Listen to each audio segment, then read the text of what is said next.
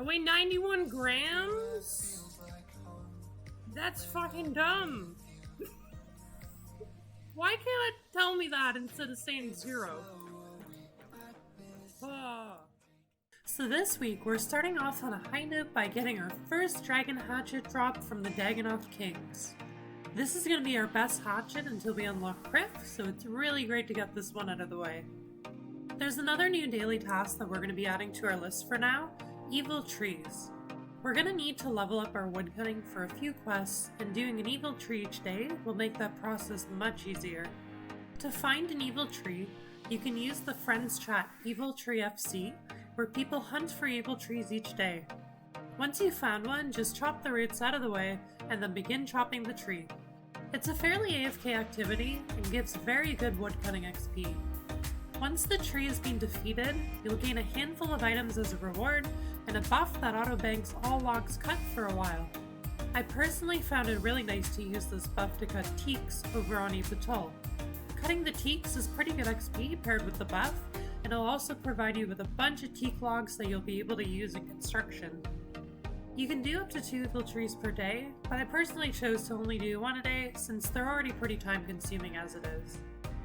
Since I was a higher level at this point, I decided to do one of the monthly D&Ds that we hadn't done yet, Troll Invasion. This is a simple combat encounter that you can complete once a month. To start fighting, you just need to talk to this guy in Berthorpe. There isn't too much to say about this, you just kill a bunch of trolls over the course of a few waves. Once complete, you're rewarded with an XP buck that allows you to gain a nice chunk of XP and a skill of your choice. My next goal was to unlock the Lunar Armor from the Lunar Diplomacy quest.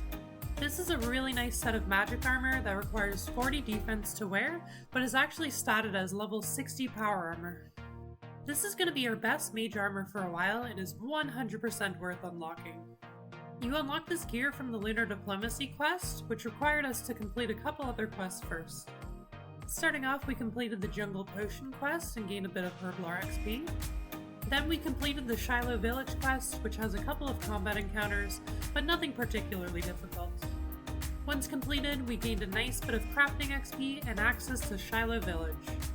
With those quests out of the way, it was time to complete Lunar Diplomacy. This is a fairly long quest, but doesn't contain anything too difficult. Near the end, you'll need to complete a variety of puzzles, and it can be helpful to use the guides on the wiki to complete these if you're having trouble. Once we finished the quest, we gained some rune crafting and magic XP along with our new set of lunar armor. And with that one done, we were also able to grab our next quest dice. For a while, I'd been personally opting out of doing ED3 leveling. This was because it felt cheap and like I was cheating at the game or something if I participated.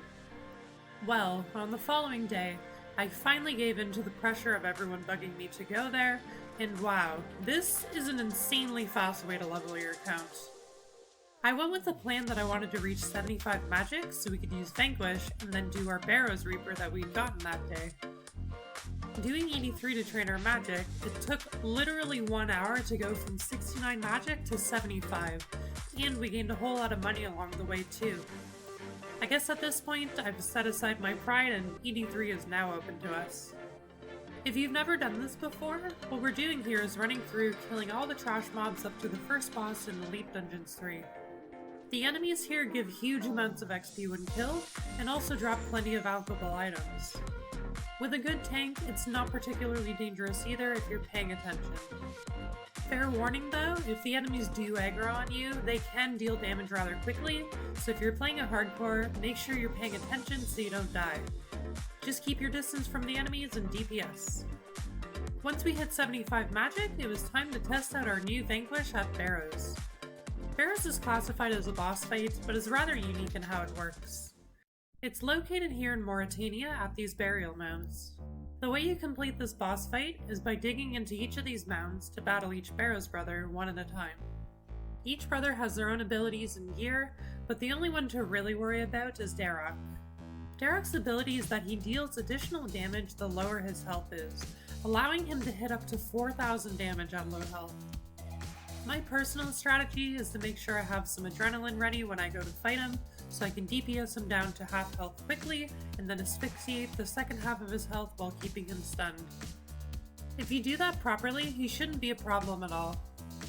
Some people also like to do things like bring vines and just keep their distance from him.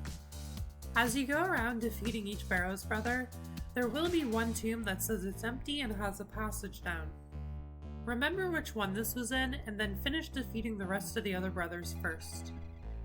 Afterwards, you want to go down into the tunnels using the entrance that you found. In the tunnels, you're looking to make your way to the center where you can get your loot. Doors down here will be randomly locked and unlocked each time you come down, so you need to find your way to the one door that's open to the middle. Once you get there, you'll have to complete a puzzle in order to unlock the door. Be careful with your answer, because if you fail the puzzle, the entire dungeon will be re-randomized. When you reach the center room, you'll unlock the chest and have to battle the missing Barrows brother from before. It's also possible for the missing brother to spawn before the center room as well, so make sure you keep an eye out for that. Finally, you get to loot the chest and receive your reward. Loot is rolled for the gear of each brother you defeated, so make sure to defeat every brother to have the best chance for drops. During my first Barrows Reaper, we unfortunately didn't get any drops, but it was a lot of fun getting to try out our new Vanquish. The next day we ended up getting another Barrows Reaper task and got a whole lot luckier, receiving a Guthan's Chain Skirt, Kirill's Pistol Crossbow, Varric's Brassard, and even an Ectoplasmator. The drops from here are tier 70 gear, so these will become nice additions to our equipment. Later on, we decided to complete the Fremenic Isles. This is a fairly long quest with some potentially dangerous areas near the end. You'll end up making some yak hide armor during the quest, which you should definitely wear during the final area with all of the ice trolls. Even though the armor seems bad, it gets a special bonus against the ice troll attacks, which will be beneficial since you'll be under attack by a lot of ice trolls. During this final section, you first have to defeat 10 ice trolls in here before you can move on to the boss fight. The Troll King himself isn't too difficult and should be easily dispatched. Once the quest is complete, we gain some construction, crafting, and woodcutting XP, along with 2 combat skill books with 10,000 XP each.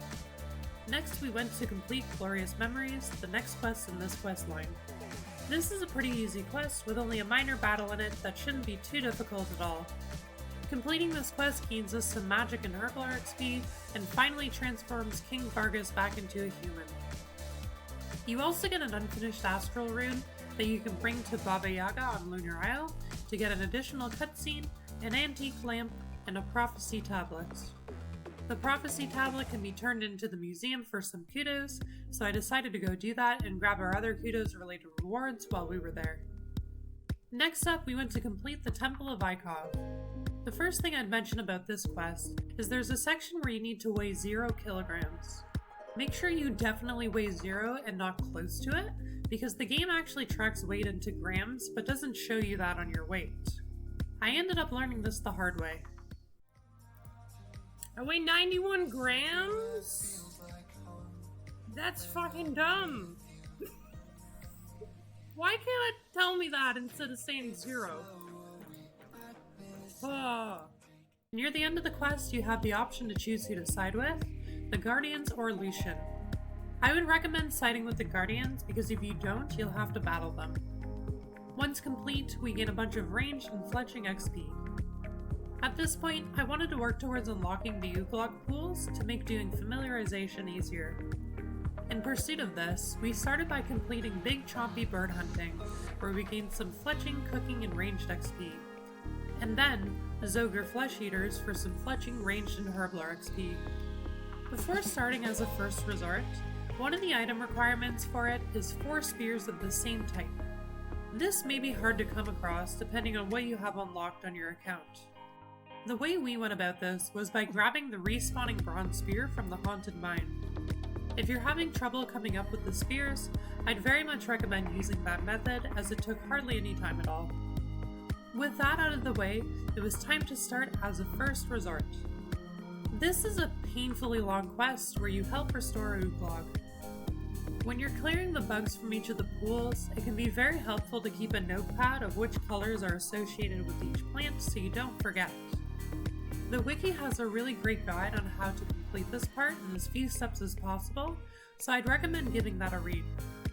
You'll also need to complete a couple parts where you need to lure creatures into hunter traps. You need to light certain herbs to draw the attention of them, so make sure you don't forget to do that. Once you've finished all the tasks, you'll cut the ribbon and open the spas. Finishing this quest gives a bunch of fire-making, hunter, and woodcutting XP. The main attraction though is the pools. The main one I wanted was the infinite run pool because it'll make doing certain tasks like familiarization way easier. The other possibly relevant pools are the brown pool, which will give you a temporary hunter boost, and the red pool, which can mark you as a Bandos follower for God Wars Dungeon, so you don't need to wear a Bandos item. And that's where we're going to end it for today. If you enjoyed the video, don't forget to like, subscribe, and share it with your friends. Also, let me know what you guys think about this episode down in the comments. I also stream all of this account's gameplay over on Twitch, so if you'd like to hang out and follow my progress live, you can find me on Twitch with the same name as my YouTube channel, BreaCheese. And you can find my Twitch schedule down in the video description below. Thanks again for watching, and I'll see you guys in the next one.